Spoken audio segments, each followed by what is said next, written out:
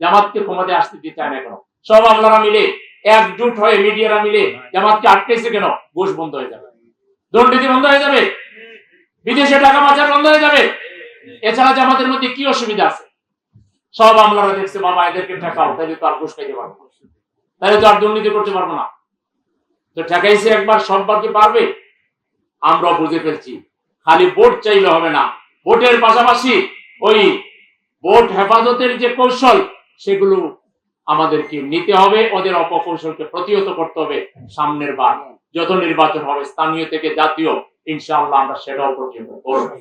এবং জনগণের ভোট জনগণ যেখানে দিবে সেখানেই গণতে হবে, আর না হয় আমাদের লড়াই এই জন্য যেভাবে করা দরকার আমরা সেই লড়াই চালিয়ে যাব ইনশাআল্লাহ। মুত্তাকি মুমিন বান্দার কাজ হলো নামাজ পড়ার পাশাপাশি তার উপরে যদি যাকাত ফরজ হয় তাহলে সেই যাকাত সে আদায় করে। আর যাকাত আদায় করার সিস্টেম হলো সরকারিভাবে যাকাত আদায় করে সরকারিভাবে এটা বন্টন করা হয়। ইসলামী সমাজ প্রতিষ্ঠার জন্য যারা কাজ করছে সেই রকম আন্দোলন সংগঠন দল যারা সমাজ সংস্কারে, সমাজ পরিশুদ্ধিতে, কর্মসংস্থানের জন্য, বেকারত্ব দূর করার জন্য যাদের দলীয় ফান্ড থেকে 12 মাস 24 ঘন্টা চেষ্টা করে।